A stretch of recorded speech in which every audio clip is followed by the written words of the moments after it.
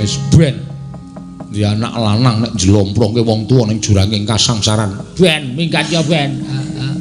Waduh. Lah anakku sing tanggung jawab sapa? Kowe iki piye ta, Truk?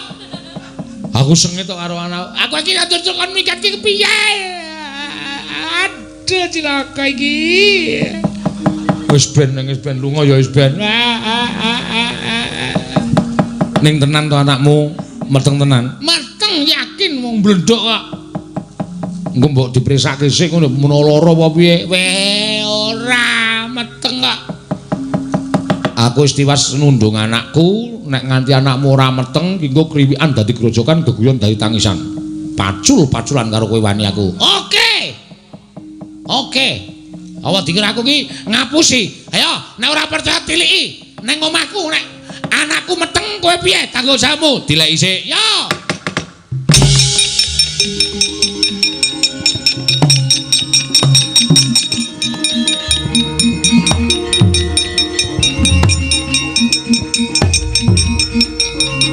Ananiro layu. Kumbal kocam ranyo maratani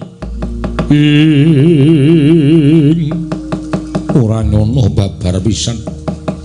Lah kok jebul keteman lelakon sing kaya mengkene lengkung. Wis diati-ati nggone mlaku utawa nggone mlaku paribasan tak jinjit-jinjitake. Ewadene lah kok isih keteman lelakon sing kaya mengkene. Aku nyandung nrimpet lelakon ingkang bebangeri marang asmaning wong tuaku. Tinimbang lengkung mung dadi wiranging wong tuwa. Dewa kula nyuwun dalaning pati iki mawon sampun boten pantes kula gesang wonten ing alam padang Jawata. Berkencang warudayang Bapak.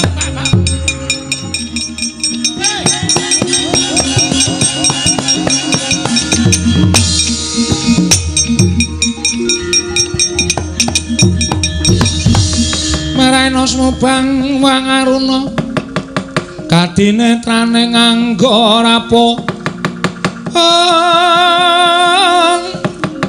sabdaning kukila ring kanikara sageter kene donganing kunglir wuwu sing pene panca kencang warudayang Pak Pong Bu Bolong kali codhe sapa sing gawe aja kaya ngono ya Nger.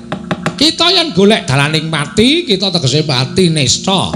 Mong mati nista kuwi sok maneh ora tinapa dening panguwasaning Gusti